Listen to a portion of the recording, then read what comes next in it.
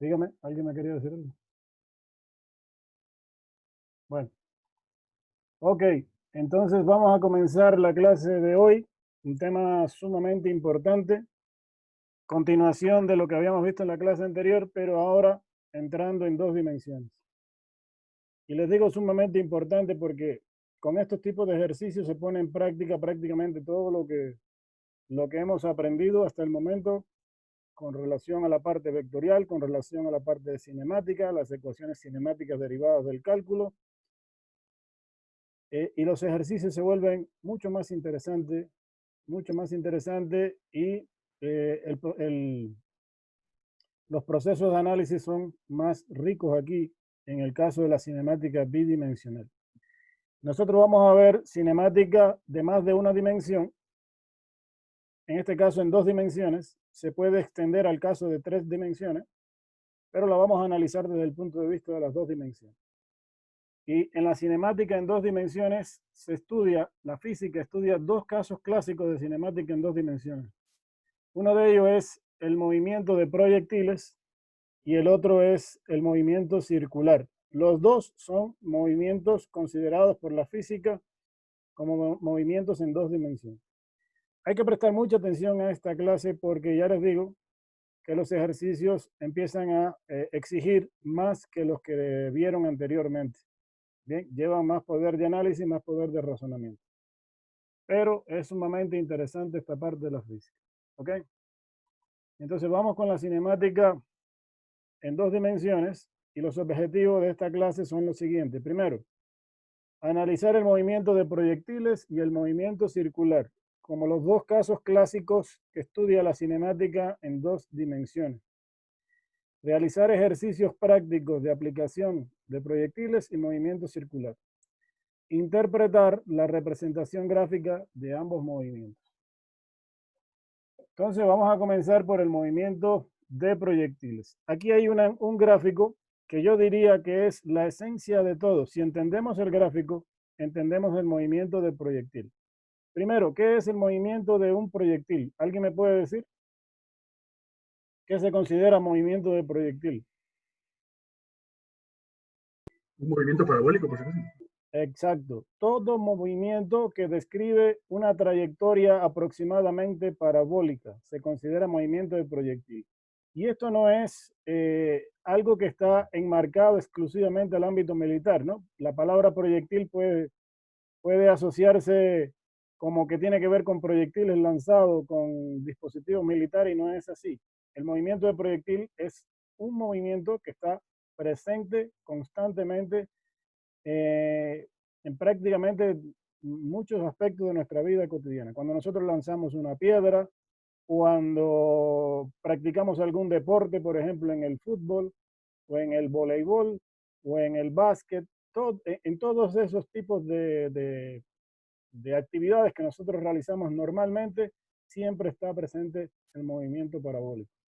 Entonces, se considera movimiento de proyectil o movimiento parabólico todo movimiento que describe una trayectoria aproximadamente parabólica, ¿bien? Como la que está mostrado ahí en la figura. El gráfico este de aquí marca la esencia completa del movimiento. Si entendemos el gráfico, usted tiene el 60% de todo lo que necesita del lado de acá. Resulta que hay dos cuestiones importantes en el movimiento de proyectiles. Primero, la velocidad inicial con la que es lanzado el proyectil, que le vamos a denominar a partir de ahora V sub 0, a la velocidad inicial con la que es lanzado el proyectil. Ese es un aspecto bastante importante en el lanzamiento del proyectil. Otro parámetro importante es el ángulo inicial de salida, que le vamos a denominar como θ sub 0. ¿Ok? Esos dos parámetros son sumamente claves en el movimiento del proyectil. Recuerden que en la clase anterior habíamos visto el concepto de la velocidad instantánea, que era la relación delta x sobre delta t evaluada en el límite cuando delta t tiende a cero. Que esto matemáticamente equivalía a la derivada de la posición con respecto al tiempo. Y que matemáticamente equivalía a calcular la pendiente de una línea recta tangente a la curva de la trayectoria en cualquier punto. En conclusión,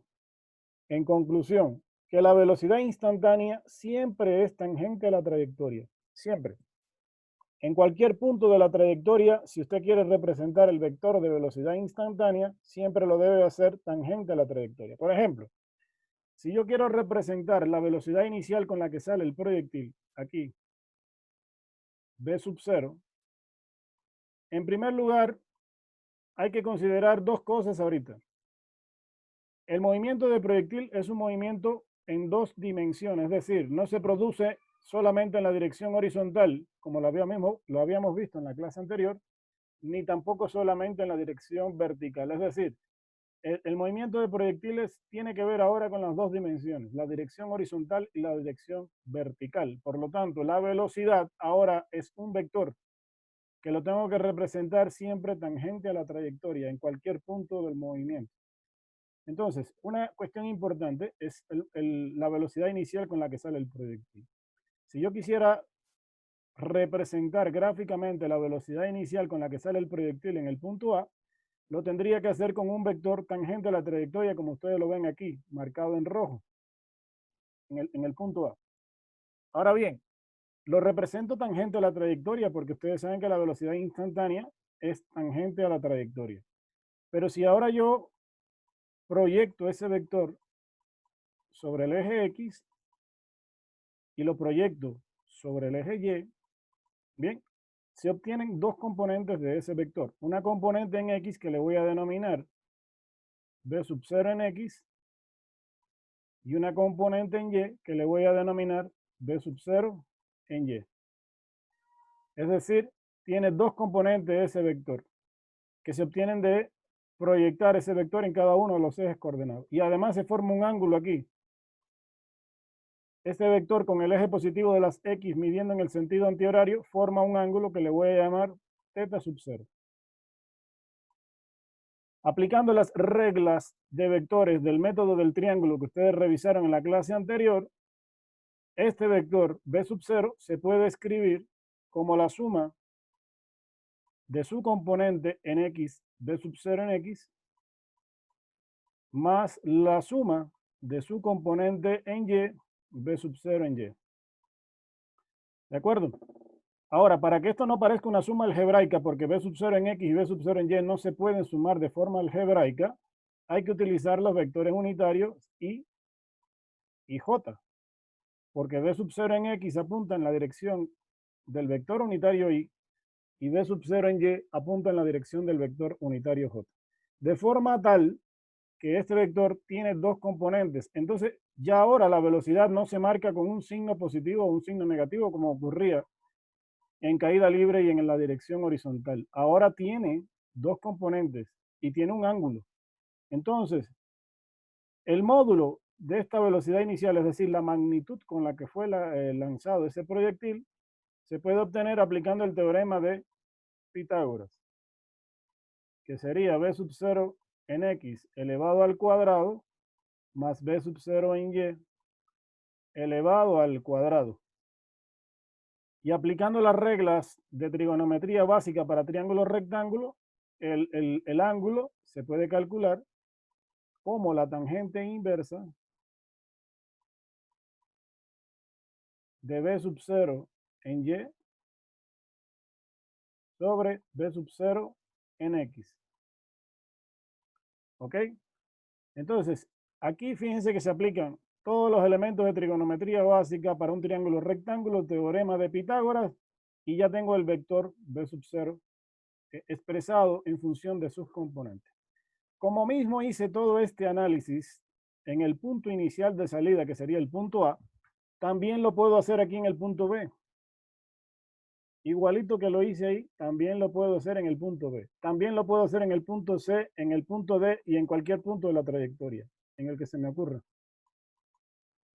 En cualquier punto, observen que está hecho el análisis. Ahora, en el movimiento de proyectiles ocurre algo muy interesante. Yo quiero que ustedes presten atención ahorita a lo que ocurre con la componente de la velocidad en este punto A. Miren hacia dónde apunta y qué magnitud tiene. Les voy a volver a escribir aquí para que se den cuenta. ¿Ya la vieron? Ahora, miren en el punto B hacia dónde apunta la componente X de la velocidad y qué magnitud tiene.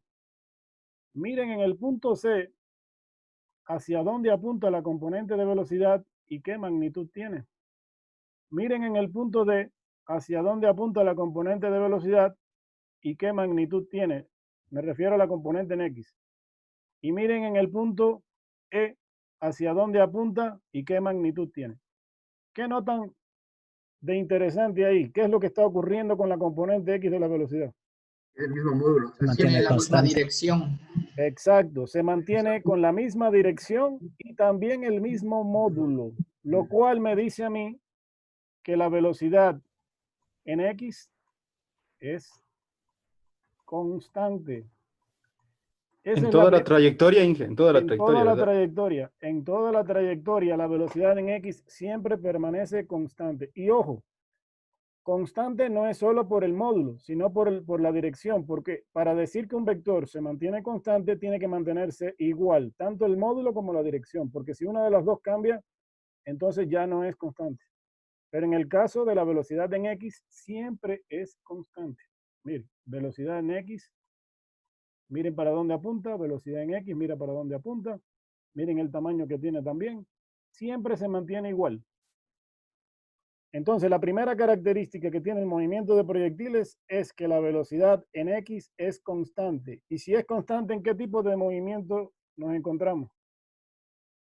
Rectilíneo uniforme. Rectilíneo uniforme. Perfecto. Movimiento MRU. ¿Ya? Ok. Por ahí vamos bien. Ya hemos ganado una gran parte de la batalla. Ahora vamos con la parte vertical. Observen este vector aquí en la parte vertical, en Y. Miren qué tamaño tiene y hacia dónde apunta. Miren lo que pasó aquí en este punto B. ¿Qué tamaño tiene y hacia dónde apunta? Miren lo que pasa aquí en el punto C. Luego miren lo que pasa en el punto D. ¿Para dónde apunta y qué tamaño tiene? Y miren lo que pasa en el punto D. ¿Para dónde apunta y qué tamaño tiene? ¿Qué es lo que le está pasando a la velocidad en Y? ¿Quién me dice? ¿Qué le está pasando a la velocidad en Y? Cambia la Va dirección. disminuyendo a cero y de ahí cambia, empieza a aumentar. Cambia de módulo de dirección. ¿Es igual a la velocidad instantánea? No. ¿Qué le está pasando al vector verde este que estoy pintando aquí? Disminuye hasta cero. ¿Se mantiene igual? Va cambiando hasta cero. No, es Va variable. cambiando. Disminuyendo yendo a la gravedad. Exacto, va cambiando. ¿Va cambiando de qué manera? ¿En magnitud o en dirección? ¿O en las dos a la vez? Las dos a la vez. Las dos a la vez. Exacto, va cambiando en las dos cosas a la misma vez. Va cambiando en magnitud y va cambiando en dirección. Por ejemplo, en la medida que va subiendo el proyectil, cada vez se hace más pequeño el vector. ¿Ven? Hasta un punto, aquí, en el punto C, donde se hace cero. No hay componente en Y de la velocidad. Y después, una vez que va descendiendo, igual ya cambió de dirección, pero va aumentando progresivamente hasta hacerse más grande en la medida que llega al punto final. En conclusión, la velocidad en Y no es constante. Está cambiando de forma progresiva. Y lo hace por qué razón. ¿Quién la obliga a cambiar así? La gravedad. La gravedad. Correcto, la gravedad. Y la gravedad es constante. Es decir, que estamos en presencia de aceleración constante. Y si eso es así, ¿en qué tipo de movimiento entramos? MRV. En MRV. Chévere. Entonces, hemos dado con el clavo que el movimiento de proyectiles es la combinación de dos movimientos clásicos de la cinemática que ya nosotros hemos estudiado. Se puede analizar de manera simple el movimiento de proyectiles como la combinación de movimiento rectilíneo uniforme con rectilíneo uniformemente variado. Sería movimiento rectilíneo uniforme en la dirección horizontal y movimiento rectilíneo uniformemente en la dirección vertical. Entonces, hay que tratarlo así, de esa manera. Las ecuaciones que se van a obtener para la parte horizontal tienen que ver con el movimiento rectilíneo uniforme. Y las que se van a obtener para la parte vertical tienen que ver con el movimiento rectilíneo uniformemente variado, que ya las vimos, porque esto es exactamente igual a lo que pasaba en caída libre, y aquí con el movimiento en la dirección horizontal con velocidad constante. Hemos logrado una gran parte aquí, créanme, porque si entendemos perfectamente este gráfico, ya entendemos lo que pasa con el movimiento de proyectil. Entonces, en conclusión, que el movimiento de proyectiles se considera la combinación de esos dos movimientos. Aquí, todo lo que le expliqué está detallado aquí, ¿no? Que hay una componente de velocidad inicial en X y una componente de velocidad inicial en Y. Es decir, que V sub 0 en X se puede escribir como el módulo de la velocidad, esto aplicando las reglas de trigonometría, por el coseno del ángulo inicial de salida. Esto es extensión a lo que ya le expliqué anteriormente. Y V sub 0 en Y es igual a la rapidez inicial por el seno del ángulo inicial de salida. ¿De acuerdo hasta ahí? ¿Alguna pregunta hasta ahí?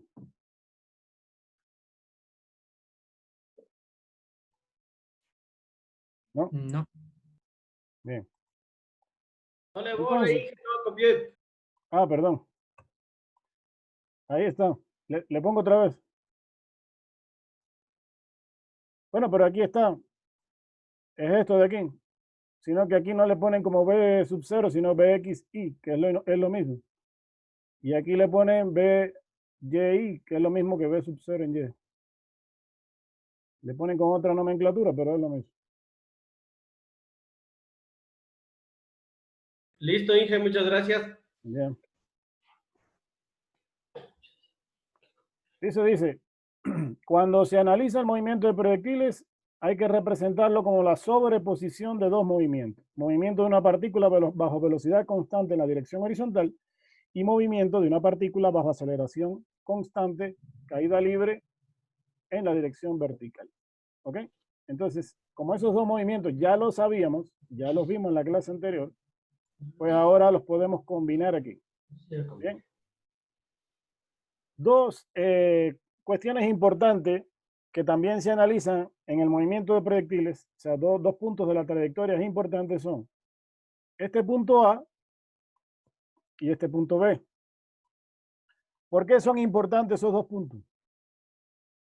Porque en el punto A, el proyectil alcanza su altura máxima, es decir, la posición máxima por el eje de las Y. Normalmente se trabaja como Y máxima esto. Bien. Eso tomando como referencia el punto de partida. Yo por lo general siempre tomo mi sistema de referencia, lo hago coincidir con el punto del origen del movimiento. Eso para facilitar los cálculos. Hay otros libros de física que lo hacen al revés, ponen el sistema de referencia en el punto final del movimiento. A mí no me gusta así. Yo prefiero hacer coincidir el origen del movimiento con el origen del sistema de coordenadas. De esa forma simplifico la fórmula porque tomo en cuenta que el proyectil parte del punto X sub 0 igual a 0 y de Y sub 0 igual a 0. Y ya no las tomo en cuenta en la ecuación porque como son 0 ya las puedo considerar así. Pero eso haciendo coincidir mi gráfico con el origen del movimiento. El otro punto interesante es este de aquí, que es donde el proyectil alcanza su posición máxima en el eje de las X, es decir, X máxima. Esto normalmente en proyectiles se le denomina alcance máximo, que se representa con la letra R, por el inglés. Bien, tanto la letra H como R provienen del inglés, por eso se utiliza la letra R para alcance máximo y H para altura máxima. Bien, ahora, ¿cómo se determina esa altura máxima? Bien, muy fácil. Se sabe que la velocidad en Y, en este punto de aquí, es igual a 0. No hay velocidad en Y. Sí la hay en X, pero no en Y. Entonces, como yo puedo para la parte vertical utilizar las ecuaciones de caída libre, que sería B en Y es igual a B sub 0 en Y menos la gravedad por el tiempo. Esta ecuación ya la habíamos visto en la clase anterior. Y conociendo que la velocidad en y en el punto donde h es máxima es igual a 0, pues entonces esto se hace 0 aquí y tengo que el tiempo despejando de aquí es igual a v sub 0 en y sobre la gravedad. A este tiempo, calculado así, cuando la velocidad se hace 0, se le denomina por lo general TH, es decir, tiempo de altura máxima. Tiempo de altura máxima. Si ese tiempo lo sustituyo en las ecuaciones que me permiten a mí calcular el desplazamiento, que por ejemplo podría utilizar esta, y es igual a v sub 0 en y por el tiempo menos 1/2 de la gravedad por el tiempo al cuadrado. Bien. Y sustituyo este tiempo que obtuve aquí, lo sustituyo acá. Bien. Por ejemplo, me quedaría y es igual a v sub 0 en y por v sub 0 en y sobre la gravedad menos 1/2 de la gravedad por v sub 0 en y sobre la gravedad, pero elevado al cuadrado. Y resolviendo todo esto, me va a quedar esta expresión que está aquí. Bien, me va a quedar esta expresión que está aquí, que sería v sub 0 al cuadrado por el seno cuadrado del ángulo entre 2 veces gravedad. Y me permite calcular la altura máxima. ¿De acuerdo? Ahora, como en el eje horizontal es un movimiento rectilíneo uniforme, la posición en X se calcula como v sub 0 en X por el tiempo. Nada más, porque es un movimiento rectilíneo uniforme y no se utiliza más ninguna fórmula que esta. Entonces, si yo cojo aquí y sustituyo esta parte de acá, hay que tomar en cuenta una cosa, que resulta que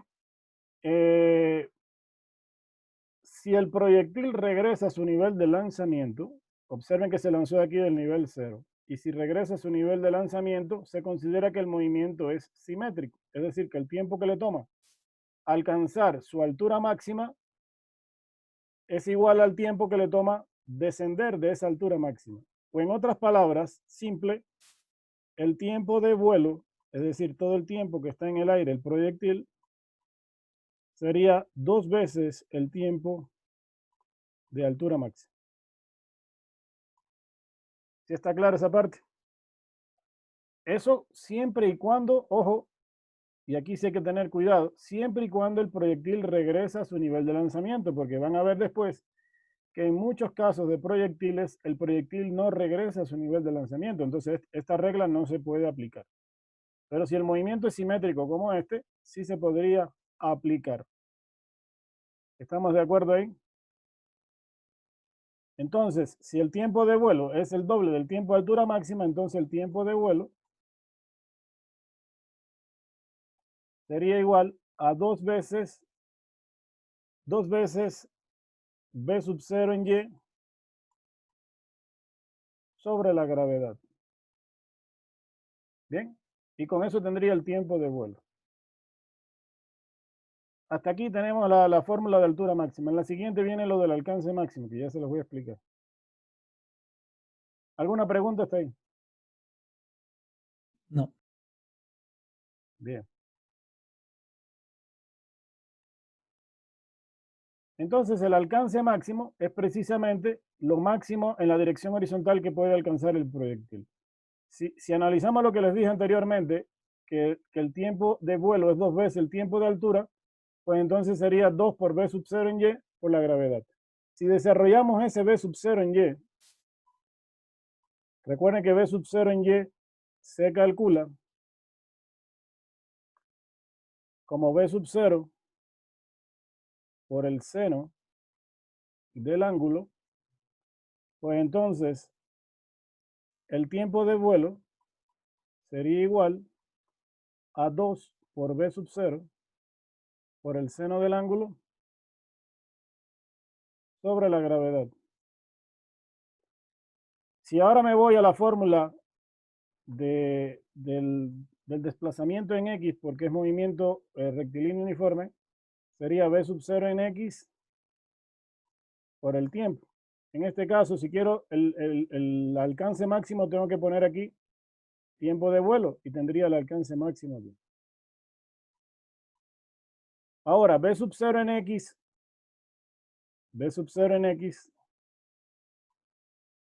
se calcula como b sub 0 por el coseno del ángulo. Y el tiempo de vuelo sería 2 por b sub 0 por el seno del ángulo sobre la gravedad. Si resolvemos todo esto aquí, multiplicamos b sub 0 por b sub 0, coseno por seno, se puede terminar aplicando igual las propiedades de las identidades trigonométricas, escribir el alcance máximo como b sub 0 al cuadrado por el seno de 2 veces el ángulo sobre la gravedad. Y tenemos una fórmula aquí resumida que nos permite calcular el alcance máximo. Ahora bien, ojo con estas dos cosas que les voy a decir. Hay que tener cuidado con estas dos fórmulas. A mí, o sea, yo se las doy, pero particularmente no me gusta usarlas. Yo prefiero usar las expresiones generales del movimiento de proyectiles, que llego igual al resultado. ¿Por qué no me gusta mucho? Hay que tener cuidado, porque esta fórmula de alcance máximo solo se puede aplicar si el movimiento es simétrico. ¿Qué significa que sea simétrico? Que el proyectil regresa a su nivel de lanzamiento. Igual, la de la altura también hay que tener cuidado, porque algunos movimientos se truncan antes de que el proyectil alcance su altura máxima. Y entonces la posición máxima no siempre es la altura máxima. Habría que ver dónde termina el proyectil. Es decir, si hay proyectiles que chocan contra una pared, por ejemplo. Yo puedo tener un movimiento de proyectiles y aquí tengo una pared. Entonces, si yo lanzo el proyectil, pueden ocurrir dos cosas. Puede ocurrir esto, mire. O puede ocurrir esto.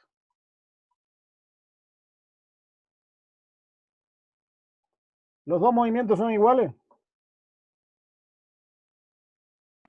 Con respecto a la altura máxima. No.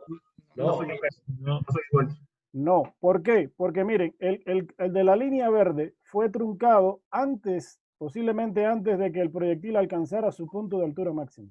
Es decir, que esto de aquí no necesariamente es la altura máxima. Y este de aquí sí llega a alcanzar su altura máxima. Porque trunca su movimiento, es decir, termina o choca contra la pared cuando está descendiendo, mientras que el otro choca con la pared mientras está ascendiendo. Es decir, la fórmula de altura máxima hay que tener cuidado con ella. Y la de alcance máximo también. Porque, por ejemplo, si el movimiento no es simétrico, también se puede dar el caso de que yo lance un proyectil y choque contra la ladera de una montaña. Por ejemplo, aquí. Y choque contra la ladera de una montaña. Este punto de aquí es yo para este punto de aquí puedo utilizar la fórmula de alcance máximo. ¿Qué creen ustedes? No se puede. No. No se puede. No se puede. ¿Por qué? Porque el movimiento fue truncado antes de que completara toda su trayectoria. Entonces, esto de aquí no es alcance máximo, o sea, no se podría aplicar esta fórmula. Tengo que buscar X máxima, sí, eso sí. Esa sería la posición máxima por el eje de las X, pero no sería el alcance máximo. Porque, o sea, al menos con esta fórmula no lo puedo hacer. Tengo que hacerlo con la expresión general. Necesito todo el tiempo que le tomó llegar aquí, coger la fórmula general de X y cambiar por ese tiempo, pero no podría utilizar esta fórmula. Entonces, hay que tener cuidado con esas dos fórmulas. Solamente se deben utilizar cuando el movimiento es simétrico. Preferiblemente. Entonces, aquí hay un ejemplo de proyectiles. Dice, un atleta que participa en salto de longitud deja el suelo con un ángulo de 20 grados sobre la horizontal y una rapidez de 11 metros sobre segundo, como se observa en la figura. ¿Qué distancia salta en la dirección horizontal? Bien, para calcular la distancia en la dirección horizontal, sí se usó la fórmula de alcance máximo porque el movimiento es simétrico. Esto, en términos gráficos, sería... Y una cosa que deben hacer siempre que trabajen con estos tipos de movimientos es hacer el gráfico. Siempre deberían dibujar el gráfico. Esto se puede dibujar en Excel, porque se pueden insertar líneas en Excel. Entonces, yo puedo trazar una línea así curva en el Excel y marcar el trazado del movimiento. Entonces, el atleta salta y si llega aquí con una... llega al mismo punto del nivel de lanzamiento porque salta en este caso del suelo y vuelve a regresar al suelo. Aquí en este punto se puede marcar aquí la velocidad inicial con la que sale el atleta. O sea, el vector velocidad inicial. Su módulo, en este caso aquí me dan el valor en módulo y el ángulo de 20 grados. Es decir, que de aquí a aquí hay 20 grados.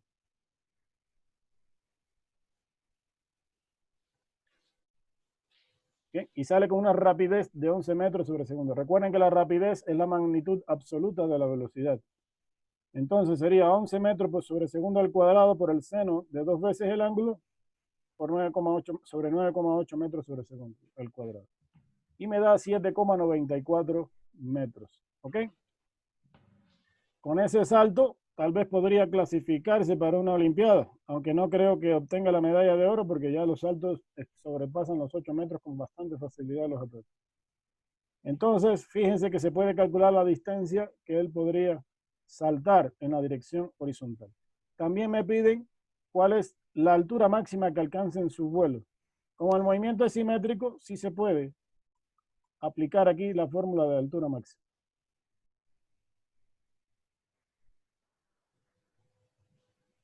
Y entonces eso nos da 0.72 metros. Bien, aplicando la fórmula de altura máxima que sería la velocidad inicial al cuadrado por el seno cuadrado del ángulo sobre 2g. Entiéndase como seno cuadrado el seno del ángulo por el seno del ángulo, por si acaso. ¿Ok? Seno del ángulo por el seno del ángulo es seno cuadrado del ángulo. Después me piden, este es otro ejemplo. Dice, una piedra es lanzada hacia arriba desde lo alto de un edificio a un ángulo de 30 grados con la horizontal y con una rapidez inicial de 20 metros sobre segundo, como se muestra en la figura. La altura del edificio es 45 metros. Dice, ¿cuánto tarda en llegar al suelo? Observen ahora que aunque hay un punto hasta el cual regresa a su nivel de lanzamiento, porque este es el nivel de lanzamiento, observen que la piedra se lanzó desde el techo de un edificio. Entonces yo sitúo aquí mi sistema de referencia, es decir, coloco el origen en este punto. El edificio tiene 45 metros de altura. Pasa por el nivel de lanzamiento, pero sigue descendiendo después. Este movimiento, en forma general, no es simétrico. Solamente es simétrico hasta esta parte de aquí. Entonces hay que tener cuidado con este ejercicio.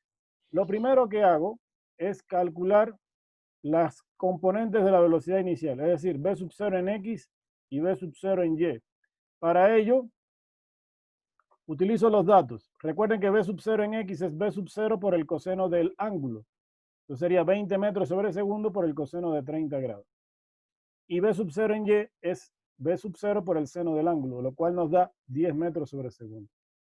Con eso puedo utilizar la fórmula de posición, que sería y sub 0, posición inicial. Esto, como partimos del origen, la consideramos como 0. Bien, que sería entonces v sub 0 en y por el tiempo más un medio de la aceleración por el tiempo al cuadrado. Como la aceleración la tengo que es 9,8 metros sobre segundo al cuadrado, la coloco ahí. La velocidad inicial, la rapidez inicial también en x, en y la tengo. Y observen que la posición final es menos 45. ¿Por qué menos 45? Porque esto partió de una posición inicial y sub 0 igual a 0. Y lo que hizo el proyectil en la dirección vertical fue descender. ¿Cuánto va a descender? Va a descender 45 metros hasta llegar al suelo. Por lo tanto, la posición final a la que llega el proyectil es de menos 45 metros. Menos, ¿por qué? Porque estamos descendiendo en la dirección negativa del eje de las Y. Recuerden que yo trazo aquí mi sistema de referencia y el eje positivo lo tomo hacia arriba. Por lo tanto, la parte negativa es hacia abajo. Es decir, que si partí de aquí, de este punto, y esta es mi posición y sub 0 igual a 0, él va a descender 45 metros. Finalmente llegará a menos 45 metros. Es decir, en cuestión de posición sí tengo que indicar el signo negativo, porque la posición va cambiando hacia la dirección negativa del eje de la Y. Entonces pongo aquí menos 45 más 10 metros sobre segundo. Esto sí es positivo porque fue lanzado hacia arriba. Y menos 1/2 de la gravedad por el tiempo al cuadrado. Se me crea una ecuación de tipo cuadrática.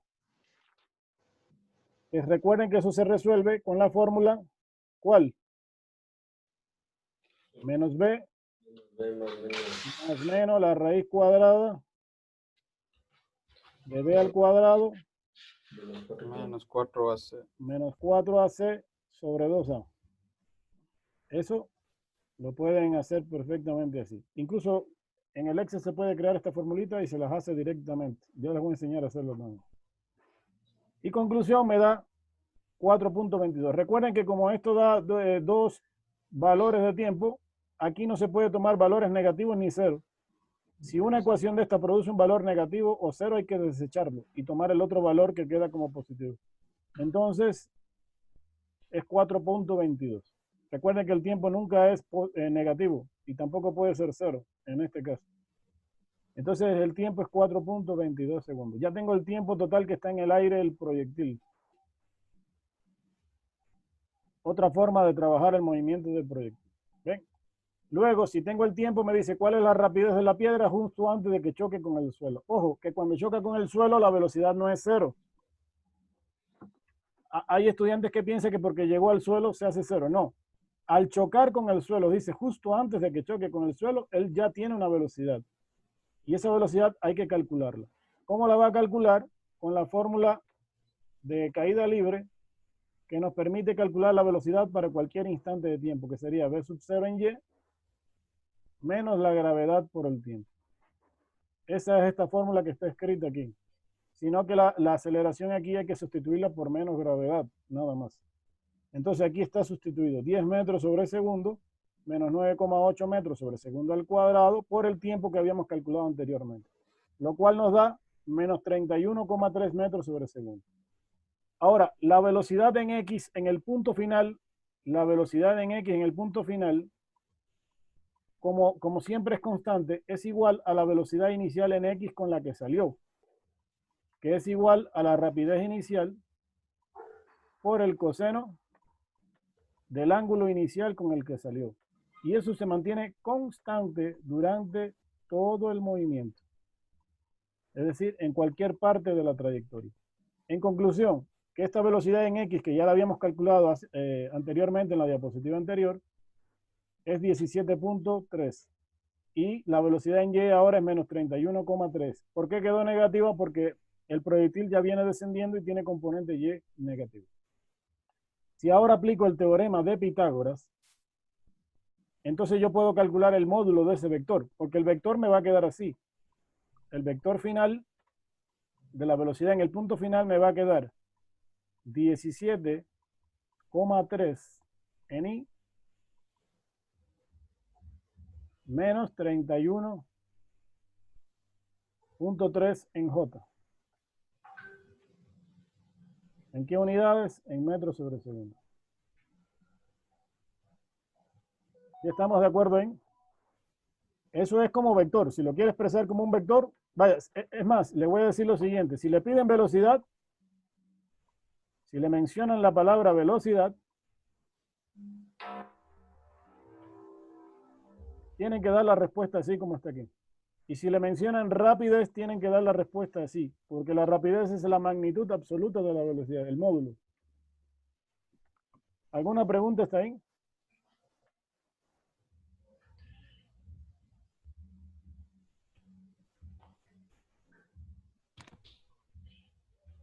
No, seguimos. Bien, y nos vamos ahora al otro tipo de movimiento bidimensional clásico dentro de la cinemática, que es el movimiento circular. Este también se considera movimiento en 2 dimensiones, solo que las dimensiones ahorita no son en la dirección horizontal ni vertical. Ahora tiene 2 dimensiones distintas, que para la física también se consideran dimensiones.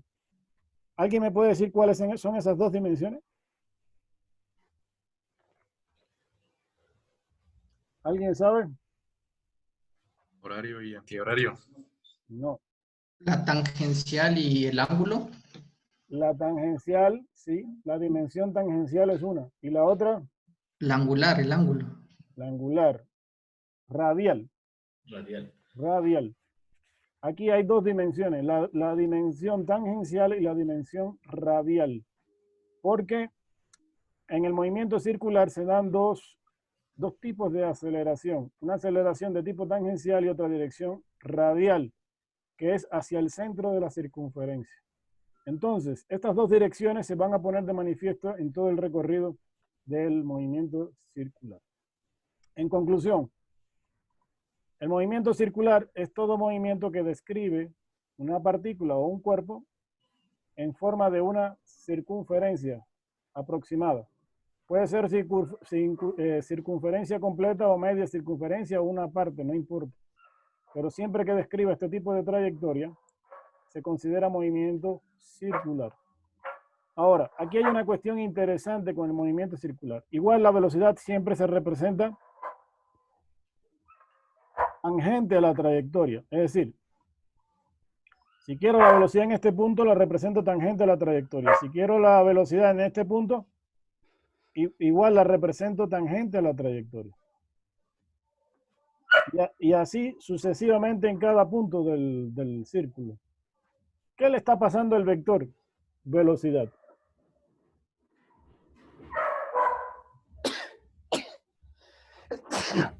¿Qué le estaría pasando al vector velocidad en cada punto de la trayectoria? ¿Se mantiene constante? No, cambia de dirección. Va cambiando de dirección constantemente, correcto. Eso significa entonces que la velocidad no es constante. Ahora, que la velocidad no sea constante no quiere decir que la rapidez no lo sea. La rapidez sí puede ser constante. Por ejemplo, un vehículo se puede desplazar a través de un redondel, como ustedes pueden ver aquí en la figura, con una rapidez constante. Digamos que toma el redondel a 40 kilómetros por hora de forma constante. Digamos que el vehículo toma el redondel a 40 kilómetros por hora de forma constante. ¿Qué es lo que se mantiene constante aquí? ¿Quién me dice? El módulo. La rapidez. El módulo, la rapidez, correcto. Ahora les pregunto, ¿la velocidad se mantiene constante? No. No, porque cambia de dirección. Exacto, no, porque está cambiando de dirección. Observen cómo el vector velocidad cambia. A pesar de que la rapidez es constante, el módulo, la dirección de la velocidad sí está cambiando. En conclusión, la velocidad en el movimiento circular no es constante, nunca. Pero la rapidez sí podría hacerlo en ciertos movimientos. Y también se puede dar el caso en que cambie tanto el vector como la rapidez, porque no necesariamente tampoco la rapidez siempre tiene que ser constante. En conclusión, aquí observen que si yo represento tangente con estos vectores en rojo aquí, la velocidad instantánea en cada punto, si el vehículo se movió del punto A al punto B, consideramos al punto A como el punto inicial y el punto B como el punto final. Por lo tanto, este vector de aquí en rojo sería la velocidad inicial y esta es la velocidad final para este pequeño tramo de aquí. Entonces, si yo saco estos vectores de aquí y los uno aquí, observen que se me forma un triángulo. Miren, este sería mi vector velocidad inicial, que sería este de aquí. Y este de aquí sería este otro vector que le han puesto aquí como velocidad final. Bien. Entonces, como ustedes pueden ver que los dos vectores no apuntan en la misma dirección, se produce un delta V. ¿Qué es un delta V? Un vector que es producto de la diferencia del vector velocidad final menos el vector velocidad inicial. Y como existe un delta V, y eso ocurre dentro de un intervalo de tiempo determinado, ¿qué es lo que se produce, señores? Si hay un delta V, es decir, una variación de la velocidad dentro de un cierto intervalo de tiempo, ¿cómo se llama eso en física? Aceleración. Aceleración. Perfecto. Es decir, que eso me indica que va a haber una aceleración. Pero esa aceleración va a producirse hacia el centro de la circunferencia, es decir, en la dirección radial, es decir, en la dirección del radio de la circunferencia. Se va a producir esa aceleración. ¿Cómo se le llama a esa aceleración? ¿Alguien lo sabe?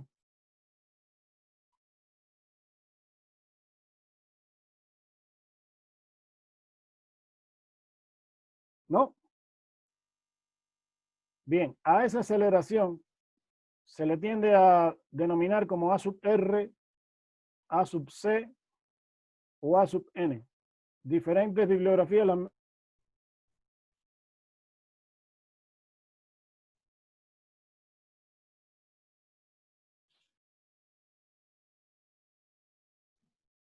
El micrófono, ingeniero.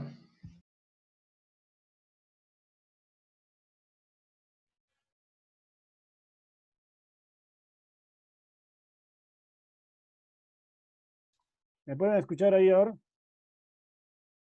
Ahora sí. Ahí sí. Sí, ahí sí. Ya, disculpen, parece que hubo algún problema aquí. Bien, entonces les estaba diciendo. No se cae el internet. Algo pasó, sí. Pero bueno, fue segundos, no. Ok, entonces le estaba diciendo que aquí se da una aceleración que se denomina o la tiende a representar la física como, ¿cómo fue que le dije? A sub R, A sub C o A sub N. De cualquiera de las tres formas se le puede nombrar. En algunas bibliografías le llaman A sub R, A sub C o A sub N. A esta aceleración se le llama aceleración centrípeta.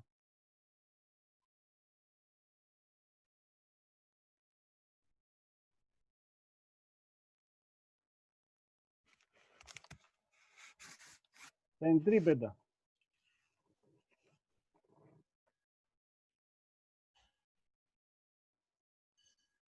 ¿Por qué se le llama así? ¿Alguien sabe? Está bien para el centro. Va para el centro de la trayectoria. Exactamente, porque apunta hacia el centro de la circunferencia, o sea, su dirección es hacia el centro de la circunferencia.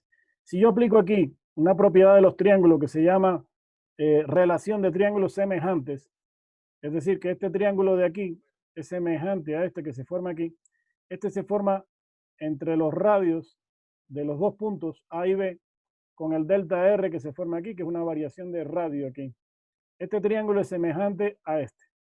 Hay una regla en la matemática y en la parte vectorial que dice que si dos triángulos son semejantes, se puede establecer una relación entre cualquiera de sus dos lados. Si establezco esta relación y después juego con esta relación, pasando delta B sobre delta R es igual a B sobre R, nos queda esta relación que está aquí. Y precisamente delta R sobre delta T es lo mismo que la velocidad instantánea. De forma tal que si tengo velocidad instantánea aquí, tengo velocidad instantánea aquí, me queda B al cuadrado sobre R. En conclusión, podemos obtener esta fórmula para la aceleración centrípeta, que es B al cuadrado entre R, donde B es la rapidez con la que se mueve el cuerpo. Esta fórmula toma en cuenta la rapidez con la que se mueve el cuerpo, no la velocidad, sino la rapidez. Y R es el radio de la circunferencia. ¿Ok? Todo cuerpo, escuchen, todo cuerpo que se mueve en trayectoria circular tiene al menos aceleración centrípeta. Ahora, bueno, aquí está la relación, ¿no? B al cuadrado sobre R. Ahora, aquí hay un ejemplo. Dice, ¿cuál es la aceleración centrípeta de la Tierra a medida que se mueve en su órbita alrededor del Sol? Se sabe que el periodo de la órbita de la Tierra es de un año y el radio de la órbita de la Tierra alrededor del Sol es de 1.49 por 10 a la 11 metros. Podemos utilizar la fórmula de la aceleración centrípeta, que sería v al cuadrado entre r. Podríamos calcular aquí la velocidad en función del perímetro de la circunferencia, es decir, que cuánta trayectoria recorre en trayectoria circular, que sería el perímetro dividido para el periodo, el tiempo. Lo elevamos al cuadrado, dividimos para el radio de la circunferencia y nos queda 4pi al cuadrado por r sobre t al cuadrado. Sustituyendo los valores que me dan aquí de datos, esto ya es sustitución nada más, y haciendo aquí una pequeña conversión de unidades, nos queda aquí 5.93 por 10 a la menos 3 metros sobre segundo al cuadrado. ¿Bien? Eso es un pequeño ejemplito de... Bien, nos queda por ver la parte de aceleración tangencial y radial. Bien, la aceleración tangencial se produce cuando se produce cambio en la rapidez. Si hay cambio en la rapidez, se produce aceleración tangencial. Si se mantiene constante, solamente hay aceleración radial. Lo único que les puedo decir es que en el movimiento circular, al menos siempre hay aceleración centrípeta. Puede que haya la tangencial y puede que no, pero centrípeta siempre hay. Bueno, vamos a dejarlo ahí porque se acabó el tiempo. Lo que falte ahí, igual lo pongo en la clase grabada en conjunto con ejercicios resueltos en el Excel, para que ustedes puedan realizar el deber. ¿Alguna pregunta, alguna cuestión adicional?